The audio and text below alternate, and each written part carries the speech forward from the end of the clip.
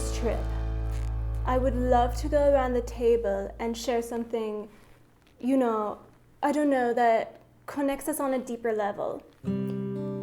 I'd really love to share with you guys, especially you, because you were with me when it happened, was that my daughter got a DUI. The thought of what could have happened to her, it shook me. But I just really wanted to share with you girls, because I feel like we talk and we keep all these things from each other, and we pretend like our lives are perfect, and guess what? Our lives aren't perfect. My life isn't perfect either. In Beverly Hills, nobody really shows anymore the true core of who they are as a human being. And I think that, to me, is important. Well, as a mother, obviously you can't control their choices, You're going to cry. Why are you going to cry? Because it's emotional to me. Oh, it's no, emotional. Stop. It's okay. It's all going to be all right. Why is it emotional? Oh, I lost my sister so long ago, but when I was 6, to a drug overdose, and alcohol. My sister died of a seconal and alcohol overdose. And she was 21. So I just have really deep-rooted issues about people dying of drug and alcohol overdose. It's in my DNA. It's in my blood. I didn't really process it. And it was so long ago, but it's definitely a fear that I have now with my own children. And so if I've ever come across as, too involved or too interested, it's just, this is really a fear of mine and Achilles heel. An Achilles heel. And so, if I've ever come across to you as, too involved in your business, then, I really only meant, well, you have.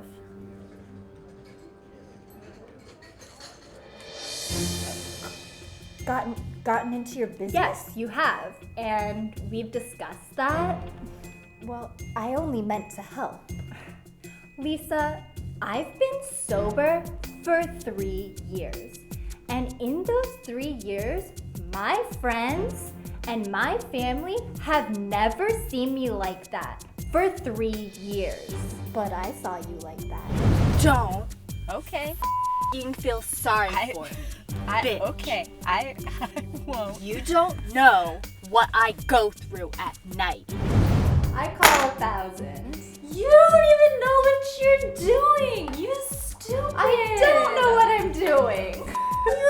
Don't you fucking call me stupid. Don't start with don't. Kim. I said that night that I had taken something for pain, and it obviously didn't work for me. And let me finish. And I said that. It didn't react to me.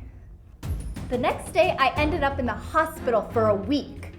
And if any of the people right here, my friends and my family, had seen me act that way more than once in 3 years, my friends, my sister, would have come to me and they would have been concerned.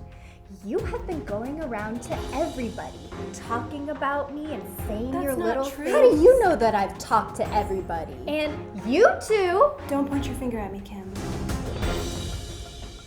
And you too, asking me, where I've gone to treatment.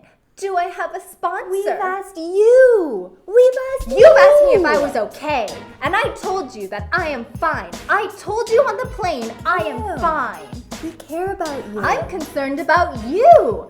First of all, let's not talk about... This is supposed to be nice. This is supposed to be nice. Yolanda started this so we can have a Excuse meal. me. I'm concerned about you and your situation at home.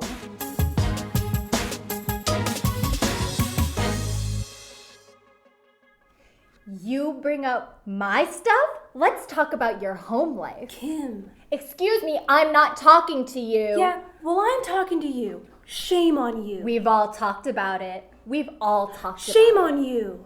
I'm not talking I'm to you. talking to you. You shut your f***ing mouth. I've heard enough of you, you beast. Excuse me? Beast? Yeah. How dare you? How dare me? You came into my home. And I apologize. Actually, you didn't.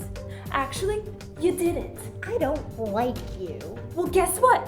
I don't particularly like you either. Well, good. In fact, I can't find one damn thing I like about you right now. Well, good. I've never found one thing to like about I've you. done nothing to you. From your hair, to your face, to your attitude. Emma, would you stop? Why would you do it like that? I don't know where this hatred is coming from. It's pure evil. What is wrong with you? Kyle, you shush up. You should have said right from the beginning that in 3 years I was okay. I have told them that. And then when we were talking about it on the plane, you were sitting there like that. What the f*** was that? Why do you act like this, Kim? You want me to defend you, but this behavior, it's like, I don't need you.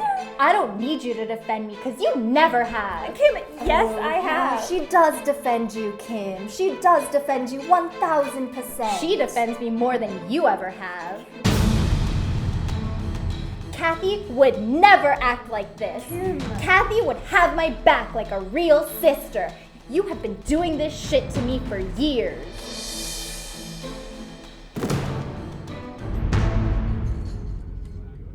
It's not okay to talk to your sister or anyone like that. You don't understand this. You don't understand what my relationship is with my sister. I don't. But it's not okay to talk to anyone like that, Kim. It's just not okay. Your behavior is not okay. Oh, really?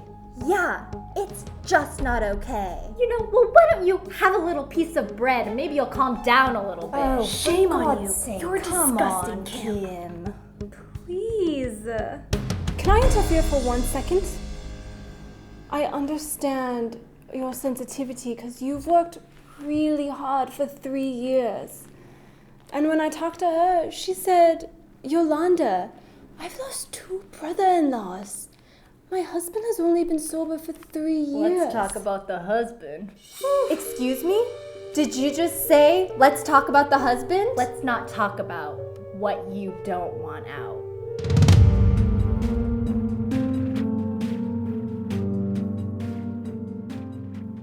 You know what? Let me tell you something. Scary, vicious human. You will not touch. You don't go near my husband. Just ever. Just saying. Don't you f***ing ever.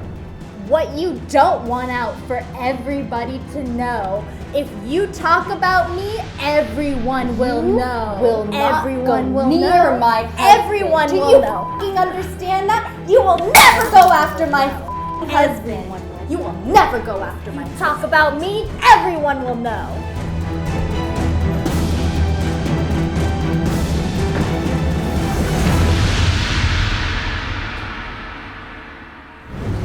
Coming up.